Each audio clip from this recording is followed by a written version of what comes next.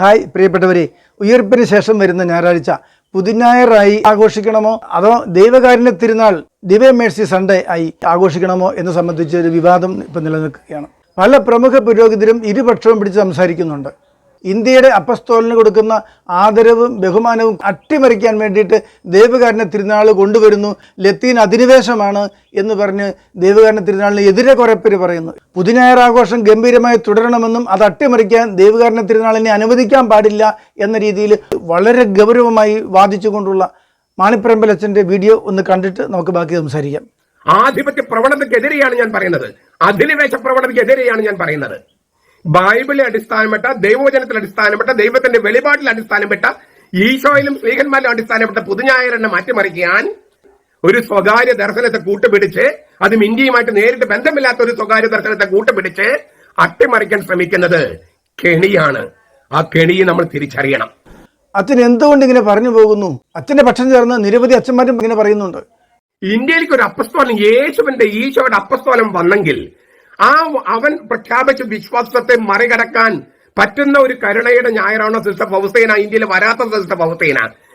കത്തോലിക്ക വിശ്വാസവുമായി ബന്ധപ്പെട്ട മറ്റ് പ്രധാനമായ പല കാര്യങ്ങളും ഇന്ത്യയായിട്ട് ബന്ധപ്പെട്ടതല്ല. ഇന്ത്യയുമായി ബന്ധപ്പെട്ടതിനാണ് അച്ഛൻ പ്രാധാന്യം കൊടുക്കുന്നതെങ്കിൽ ഇന്ത്യയിൽ വന്ന ആളല്ല യേശുക്രിസ്തു എന്നതിനാൽ യേശുക്രിസ്തുവിന്റെ ഉയർപ്പ് തിരുനാളിന് പോലും വലിയ പ്രാധാന്യം അച്ഛൻ കൽപ്പിക്കേണ്ടി വരില്ല. അതുപോലെ മാണിപ്പറമ്പിലച്ഛൻ ഇതുപോലെ വീറോടെ ബാധിക്കുന്നതിന് പിന്നിലുള്ള കാര്യം എന്താണെന്ന് നമുക്ക് കണ്ടെത്താൻ കഴിയും. അതിലേക്ക് വരാം. അതിനു മുമ്പ് ഒന്ന് പറഞ്ഞുകൊള്ളട്ടെ, ദൈവകാരുണ്യ തിരുനാൾ ആഘോഷിക്കുന്നു എന്നത് ഇന്ത്യയുടെ അപ്പസ്തോലനോടുള്ള അവമാനമാകുന്നുണ്ടോ, ബഹുമാനക്കുറവാകുന്നുണ്ടോ? ഇല്ല. എന്നാൽ ഇന്ത്യയുടെ അപ്പസ്തോലൻ എന്നതിനേക്കാളും ഏതൊക്കെ രാജ്യത്തിൻ്റെ അപ്പസ്തോലന്മാരെക്കാളും ആഗോളതലത്തിൽ ക്രൈസ്തവ വിശ്വാസികൾക്ക് എല്ലാവർക്കും പ്രധാനപ്പെട്ടതായി കാണുന്ന ദൈവകാരുണ്യ തിരുനാളിനെ അകറ്റി നിർത്തിക്കൊണ്ടാണോ അപ്പസ്തോലന്റെ തിരുനാൾ ആഘോഷിക്കേണ്ടത്? ക്രിസ്തുവിന്റെ കാരുണ്യത്തെക്കാൾ വലുതാണോ ക്രിസ്ത്യാനിക്ക് ഒരു അപ്പസ്തോലന്റെ കടാക്ഷം? ദൈവകാരുണ്യ തിരുനാൾ എന്നത് ആഗോളതലത്തിൽ എല്ലായിടത്തും ആഘോഷിക്കുന്നതാണ്. പുതുഞായറാഴ്ച എന്ന ആഘോഷം ഇന്ത്യയിൽ, അതായത് കേരളത്തിൽ മാത്രമുള്ള ഒന്നാണ്. അതിൻ്റെ പേരിൽ ദൈവകാരുണ്യ തിരുനാൾ ദിവസം മാറ്റം വരുത്താവുന്നതല്ല. അത് യേശു തന്നെ പ്രഖ്യാപിച്ച തിരുനാളാണ്. അത് ഏറ്റവും അനുഗ്രഹദായകമാണ്. അതാണ് പ്രധാനപ്പെട്ടത് എന്നുണ്ട്. വളരെ വീറോടെ വാദിച്ചുകൊണ്ട് അച്ഛൻ ഈ ദൈവകാരുണ്യ തിരുനാളിനെ അകറ്റുന്നതും പുതുഞായർ ആഘോഷം വേണമെന്ന് പറയുന്നതിൻ്റെയും അടിസ്ഥാന കാരണം മറ്റൊന്നാണ്. അച്ഛന് പുസ്തകം ചെലവാകണം. അച്ഛൻ ഈ പുതുഞായറിനെ കുറിച്ചും ഇന്ത്യയുടെ അപ്പസ്തോലിനെ കുറിച്ചും എഴുതിയ പുസ്തകമുണ്ട്. ഈ പുതുഞായർ ആഘോഷം പൊടി പിടിച്ചാലേ അച്ഛൻ്റെ പുസ്തകങ്ങൾ കൂടെ ചിലവാകുകയുള്ളൂ. അതുവഴി അല്പം തുട്ട് കിട്ടുന്നത് നഷ്ടപ്പെടാൻ പാടില്ല. യഥാർത്ഥത്തിൽ അത് തന്നെയല്ലേ ഇതിന്റെ പിന്നിൽ? അച്ഛൻ പറയുന്നത് കേട്ടെ. ഞാൻ തോമായുടെ സിംഹാസനം എന്ന് പറഞ്ഞിട്ട് ഒരു പുസ്തകം ഞാൻ എഴുതിയിട്ടുണ്ട്. മാർ തോമസ് ലീവ മാനിക്കയൻ എന്നൊരു പുസ്തകം എഴുതിയിട്ടുണ്ട്. നിങ്ങളെ പുസ്തകങ്ങളൊന്ന് വാങ്ങിച്ച് വായിക്കുകയും പ്രചരിപ്പിക്കുകയും ചെയ്യണം. തോമസ് ലീഗായോടും തിരുവചനത്തോടൊക്കെ നിങ്ങൾക്ക് താല്പര്യമുണ്ടെങ്കിൽ ഈ പുസ്തകം വാങ്ങിച്ച് വായിച്ച് പിന്നെ കുറച്ച് വിതരണം ചെയ്യുക. നേരത്തെ പെട്ടിലിരുന്ന പൈസ ഇങ്ങനെയും കുറച്ച് ചെലവഴിക്കുക.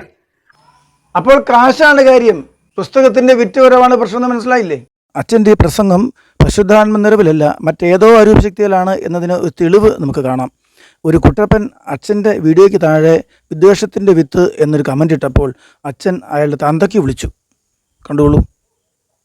മറ്റൊരു കാര്യമുണ്ട്, ഈ ഇന്ത്യയിൽ മാത്രമേ ഒരു അപ്പസ്തോലൻ ക്രിസ്തുവിന് വേണ്ടി വന്നിട്ടുള്ളൂ. എത്ര രാജ്യങ്ങളിൽ അപ്പസ്തോലന്മാർ പോയിട്ടുണ്ട്. എല്ലാ വിശുദ്ധരുടെയും എല്ലാ അപ്പസ്തോലന്മാരുടെയും തിരുനാളുകൾ ക്രമത്തിനുള്ള ഡേറ്റ് അനുസരിച്ചുള്ള തിരുനാൾ ആഘോഷിക്കുന്നതല്ലാതെ ആ രാജ്യത്തിൻ്റെ അപ്പസ്തോലൻ എന്ന നിലയിൽ പരിഗണിച്ചുകൊണ്ട് ആ രാജ്യത്തുള്ള എല്ലാവർക്കും അന്ന് കടപ്പെട്ട തിരുനാളായിരിക്കും എന്ന് പറഞ്ഞുകൊണ്ട് ആഘോഷിക്കാറുണ്ടോ? എവിടെയുമില്ല. ഇവിടെ ഇന്ത്യയിൽ മാത്രം, സുറിയാനി സഭയിൽ മാത്രം കടപ്പെട്ട തിരുനാളായി ആഘോഷിക്കുന്നു. ഇവിടെ ഇന്ത്യയിൽ മാത്രം ഈ അപ്പസ്തോലിന്റെ തിരുനാൾ, ഇന്ത്യയുടെ അപ്പസ്തോൽ എന്ന നിലയിൽ പുതുഞായർ തിരുനാളും ആഘോഷിക്കുന്നു, ജൂലൈ 3-ാം തീയതിയും ആഘോഷിക്കുന്നു. 2 തിരുനാൾ ആഘോഷിക്കുന്നുണ്ട്. ഇതുപോലെ 2 തിരുനാൾ ആഘോഷിക്കാൻ തക്ക വിധം ദൈവകാരുണ്യ തിരുനാളിനെയും കവച്ചു വെക്കാവുന്ന, അതിനേക്കാൾ ഉപരിയാണ് തങ്ങളുടെ അപ്പസ്തോലിന്റെ തിരുനാൾ എന്ന് കരുതാവുന്ന രീതിയിൽ മറ്റൊരു രാജ്യത്തെ സഭയിലും ആ രാജ്യത്തേക്ക് വിശ്വാസം കൊണ്ടുവന്ന അപ്പസ്തോലിന്റെ തിരുനാളായി ആഘോഷിക്കുന്നില്ല. അന്നേ ദിവസം കടപ്പെട്ട തിരുനാളായിരിക്കും എന്ന് പറഞ്ഞ് തിരുനാൾ ആഘോഷിക്കുന്നത് മറ്റെങ്ങുമില്ല, ഇന്ത്യയിൽ മാത്രമേ ഉള്ളൂ. അങ്ങനെ കടപ്പെട്ട തിരുനാളായി ജൂലൈ 3 ആഘോഷിക്കുന്നതോടൊപ്പമാണ് പുതുഞായറും ഏറ്റവും പ്രധാനമായി ആഘോഷിക്കുന്നത് എന്ന് വരുന്നുണ്ട്. ജൂലൈ 3 ആഘോഷിക്കുന്നുണ്ടല്ലോ ഏറ്റവും പ്രധാനമായിട്ട്.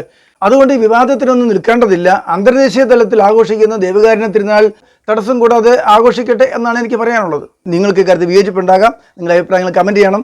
വീഡിയോ ഇഷ്ടപ്പെട്ടെങ്കിൽ ഷെയർ ചെയ്യണം, ലൈക്ക് ചെയ്യണം. ചാനൽ സബ്സ്ക്രൈബ് ചെയ്തിട്ടില്ലെങ്കിൽ സബ്സ്ക്രൈബ് ചെയ്യണം. അടുത്ത വീഡിയോയുമായിട്ട് വീണ്ടും കാണാം. ഓക്കെ.